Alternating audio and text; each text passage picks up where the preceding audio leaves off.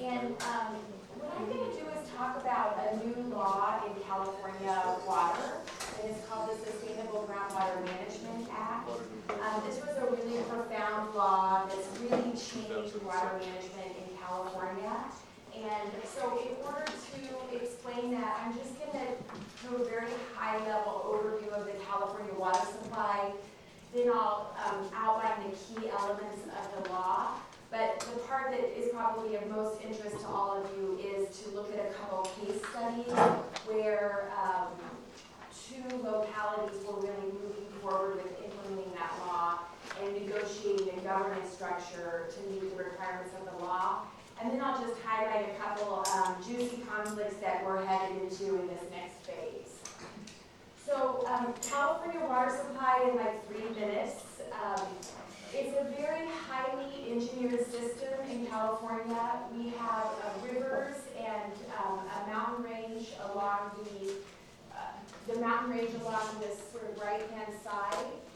There is, it's a Mediterranean climate, so we only have rainfall in part of the year. We have long periods of dry spells. And so there's an engineering plumbing system, basically, that tries to bring water from the mountains and the wet northern part of the state down into the coastal cities and the spine of California, which is our prime agricultural region. I think just to understand the context of California water and negotiation, it's really important to look at how people think about water use in California. And so, you know, along the top, you see the really obvious things around agriculture, jobs, drinking water, what we call beneficial uses of water. But there's also a strong sense of water being part of the watersheds, critical ecosystems like the Bay Delta estuary and aquatic habitat, but also in the context of spiritual well-being, recreation. So with any negotiation on water in California, all of these elements are at play. It's not strictly how much water is going to go to agriculture and how much water is going to go to the cities. It's the whole context of the water supply system and water resources. So to narrow in on groundwater, groundwater is a critical part of the supply in California. In wet years, it's about 40%. And in dry years and periods of drought, it goes up to about 60%. And all of these graphics are from the California Water Plan, which is a state-level strategic plan that guides the policy and water decisions across the state. So you can see in the hydrologic regions here, the dark blue are the sort of groundwater as part of the supply, and then the light blue is other forms of supply. But groundwater is a key element of the water in California. Was it just surface water? Yes, this is surface water, the light. So we have the Colorado River water coming in here, and then down the central spine here, these are primarily through the river system, and then there's different federal and state water projects where they have conveyance facilities that provide that water, surface water. And then in these areas, like San Francisco, the reason we have such a high surface water is because there's actually an aqueduct that San Francisco built from the Sierra Mountains. This is the mountain range, and it takes water gravity fed to San Francisco. And in this region, there is, let's see, LA is like right around here. There's another gravity fed aqueduct that brings water from the Sierras down here. So 38% is the total groundwater and net Yes. years.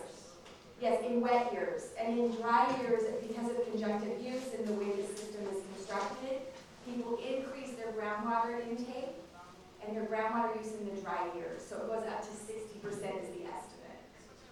Yeah. So there's a few more critical variables that I just thought were important to understand in California groundwater and the negotiated context. One is, if you look at this graphic, it's feast or famine.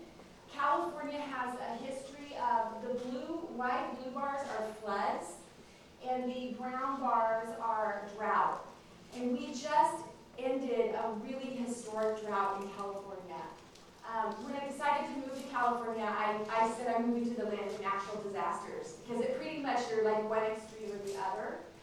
So climate change is really present, and we're seeing it in our weather patterns. We ended the drought with the wettest winter in history almost, with the highest level of snowpack. We're also preparing for significant impacts of sea level rise. Population growth is a huge factor in California water. As you can see, we've had like a 100% increase between 1968 and 2010, and are anticipating another 50% increase between now 2010 and 2050.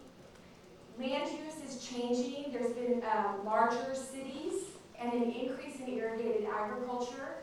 And then there is also a long-term decline in groundwater supplies. So it's within this context that in 2014, during the drought, there was an effort where people came together and said it's time to really manage groundwater. Historically, people could just put a straw in the ground pretty much and draw groundwater. There was no limits. It wasn't quite that way, but it's pretty close. And there have been repeated attempts to try to regulate or manage groundwater in a more formal way, and it was always rejected because in California, people really viewed groundwater as sort of essential and sort of a resource that the landowner, the overlying landowner, had its rights to. However, in the context of the drought, they were finally able to pass a law, which was called the Sustainable Groundwater Management Law, and it did a couple things. It required, the state of California prioritized 127 basins, groundwater basins, as high or medium priority. And they based that on population, irrigated agriculture, the number of water supply wells, things along those natures. And then they said that local management agencies need to be formed, or someone needs to step forward and do that, and they're going to have the necessary tools to require reaching sustainable groundwater. They gave time frames, and most importantly, they created a state backstop. So if the parties and the local entities in those 127 basins, which is in the yellow and the orange, if they don't meet the requirements of the law, the state of California is going to intervene and take over management of the groundwater. And I don't know about where you're from, but in California, if there's one thing every person can agree on, managing your own water is better than letting the state do it. I mean, that's common consensus. That's sort of always a foundational starting point. So the three main steps that were set forth in the law that we've been working on for the last few years is the first one was that they were required to form a groundwater sustainability agency, and with a firm deadline, which is next week. My groups are doing pretty well, or I wouldn't be here. The second major step was to develop a groundwater sustainability plan, and this is, I'll talk a little bit more about what that contains. And then by 20 years after that, these basins have to achieve sustainability. So in all of these junctures, these are points when the state would intervene. So July 1st, in effect, the state could intervene if those 127 basins do not have their agencies. Again, in 2022, if they do not have a plan that is reviewed and accepted by the state to meet its requirements, the state can intervene. And then once again, in 20 years, if the state determines that those basins are not meeting the requirements, then they also can intervene again. So you may be asking the word sustainability, what does that mean? And in the context of this groundwater law, it requires that through these plans, there's a goal, there's management tactics and strategies that are put in place, and there's a determination of the yield, the sustainable yield. What does that look like in each basin? And all of those pieces have to come together in the plans in order to prevent undesirable results. And you can see here the kinds of results. There's lowering of groundwater levels. It doesn't mean that groundwater has to stay static over all the years. There can be dips and peaks and valleys, but over time it has to be that. Seawater intrusion is a big one all along the coast. It's a problem in all of the overdrafted basins. And I think one unique piece of this is that the state included the interaction between surface water and groundwater. And historically, while water managers knew that was a critical factor, it was often overlooked or ignored among stakeholders. And so requiring that these plans consider that element was sort of new territory. So just in, the key questions that emerged out of this law for collaborative problem solving were who will govern, who will be able to pump groundwater, and who will pay. Because in the past, payment for groundwater has only been the cost of drawing the water out of the ground. There's been no other fees associated with groundwater pumping. So before I jump into the case studies, I want to just highlight a couple elements because what I'm going to talk about is the who will govern question. Because at this point in time where we are, what's been being negotiated over the last few years is the governance question. And so it's important to know that the law allowed for local government agencies that have water supply, water management, or land use. They were the agencies that were eligible to serve as the groundwater agencies. It didn't mean they couldn't involve others in the agencies, but they were authorized and sort of named in the act, in the law, to be able to move forward. The other thing that's really important is that the law provides for, and that's kind of what these diagrams are. They're not that good quality, I apologize. The law provided that you couldn't take a basin and have like 5 different agencies and 5 different plans unless there was some kind of coordination or they could talk to one another. So you have to have, an agency has to have coordination between, if there's multiple agencies within a basin, and the plans, they have to have a common data gathering, a common data management framework so that the agencies can demonstrate sustainability over time. So you couldn't just separate it out and just create the status quo, and the law provides for that. And these are the sort of the requirements of the agencies and the discretionary, the options, the tools that the law provided. The 2 things I want to highlight, though, are that what makes this so sensitive and important is that those agencies can regulate extractions, so they can eliminate groundwater drawing and groundwater supply on pumpers, and it can also charge fees for the groundwater. And so those 2 elements are really critical to the law. So I'm going to start into the case studies. Just before I do, is there any questions about, that's sort of like laying the foundation for moving into the case studies. We good? This groundwater, does this residence have the tube wells and bore wells? I'm sorry, say it one more time. Tube wells. I mean, in California, how is the system at the residence, do they have, or farmers, do they have tube wells? For the groundwater? Like pumps? Yeah. Yes, yes. So, Yeah, so they have pumps. Agriculture works off of pumps. Some agriculture has surface supply and groundwater. But like the region in the case study I'm going to talk about, they're solely reliant on groundwater and they use pumps. Is that the question? And then residences are mixed. There are rural residences that do rely solely on groundwater and pumps through groundwater. But there is also a lot of supply provided via the cities and the is government. it legal in California that a farmer can have their Yes. own pumps? It's legal in California that anyone, I'm sorry, yes, it's legal. You can, anyone can put in a groundwater pump. Anyone. And do they recharge the groundwater when they? Yes and no. There is informal recharge through agriculture and irrigation, and then there are programs, and they are increasing to expand recharge and even inject recycled water, more expansive programs for recharge. Because in one of the slide I could see there is a lot of scope of stormwater. Uh-huh, So yes. floods, so is there a feasibility on that stormwater? I mean, Yes, so there is a lot of movement to integrate stormwater and flood planning with recharge, groundwater recharge. exactly, that is what I'm trying to. Yes, so there's a lot of movement to do that, and there is some at the state level. The state sets the policy to allow for that, but then it's up to the local regional governments and regional agencies in order to implement those programs. And there's more and more of that, especially as the climatic conditions change, and the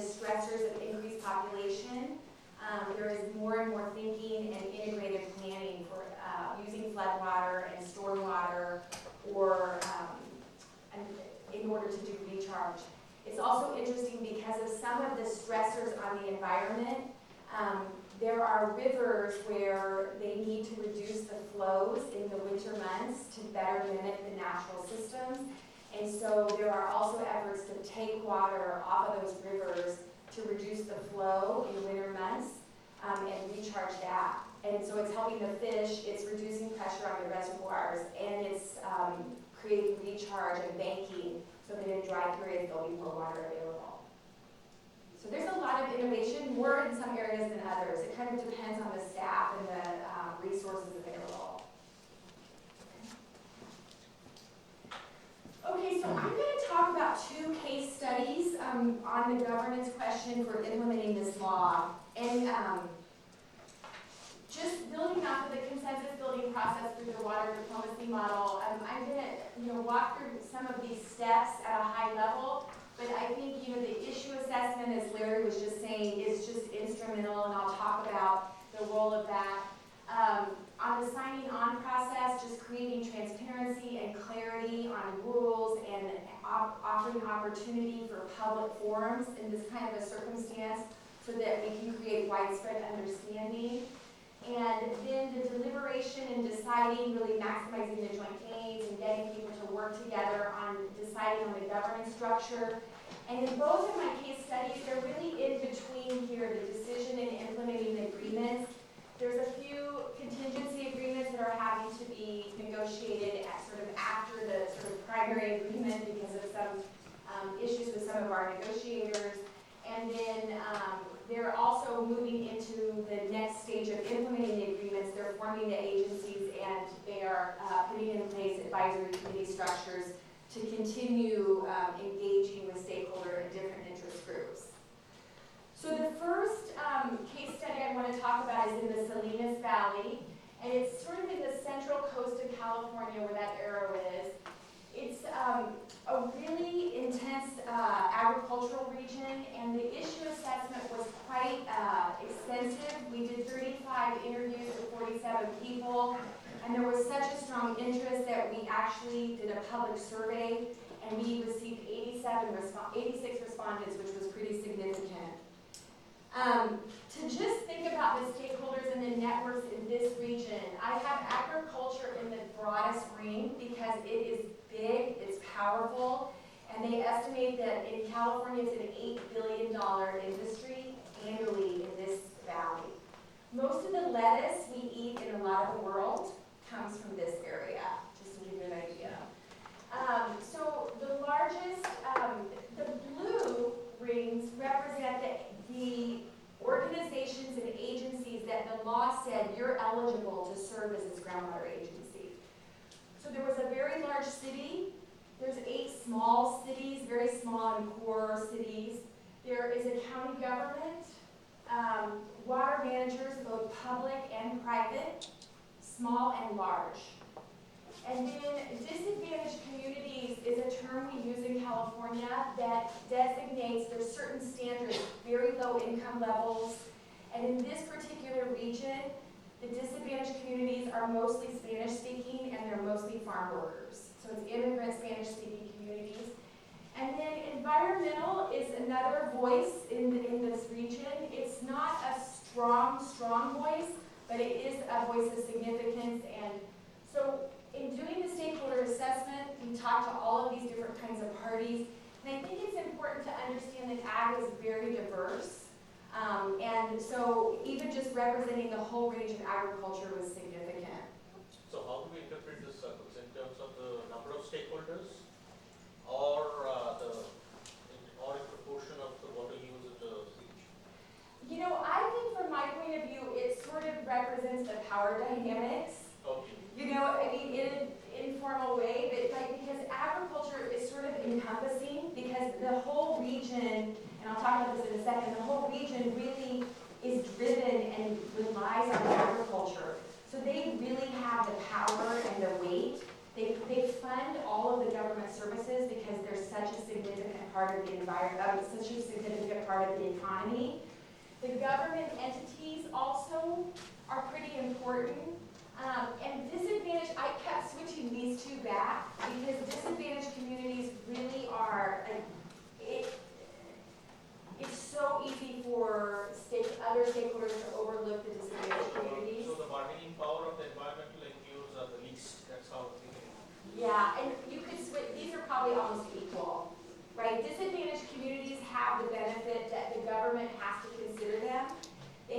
benefit that the state government requires attention to disadvantaged communities. It was written into the law. Environmental, I think as the practitioner, I felt compelled to speak with environmental, and what I learned from talking to stakeholders is that it was critical because people knew that the environmental stakeholders could stop the effort, and the law also required that environmental users of water be considered. So in this particular region, the rivers are dry because the groundwater use is so significant and draws down all the water. So is there a rainwater harvesting because with so much dry humid regions are there? Rainwater harvesting, I don't know that they have that here. I don't know. So the circles are mostly perception based, is it? Yes, it's perception. It was just kind of me trying to think about how I could communicate in a quick and easy fashion, sort of the weight of those stakeholders and their power. So we did do the stakeholder assessment, and I think I'm going to boil this down to a few minutes. The key issues on the left were around policy is important, regulating for sustainability is new and critical, and that has to be tied into our scientific understanding and technical knowledge of the work of the basin. But the reason this scale is here, I think it's important to understand that groundwater is the only source of supply in this basin. So you have this $8 billion agricultural industry that's solely relying on groundwater and all of these cities. And so in the stakeholder assessment, what people articulated was that they want there to be sustainability, they want science to be considered, but we have to balance that with competing interests. Because historically, the competing interests have always won out. They've really struggled in this particular part of California with doing any kind of management that was effective. People use the science to divide, or they use, their power, but so that they've really struggled with having any kind of effective water management. Is it because of the basic rock, the rock, or what is the hydrological situation? It's really, on this particular case, it's not the physical conditions, it's the political conditions. Okay, so it's the political conditions that have undone successful management efforts. And so this is the context within which we were moving forward with trying to work on this law. So one of the components of the assessment was to say, well, if the next step is governance, what do you care about and what's important to you? And so it was quite fascinating. People were across the board very articulate that they wanted to have balance in decision making, and they wanted representation of all of the different interests in the governance structure for moving forward. And there was a really kind of cognizant effort or thinking of, we don't want to pit agriculture against urban, because everyone recognizes there's this careful interdependence between the cities and agriculture. The cities provide homes, and housing and services, and and agriculture relies on that to have places for people to live, to work in agriculture, and it also protects the agricultural land because it consolidates the housing in the city boundaries.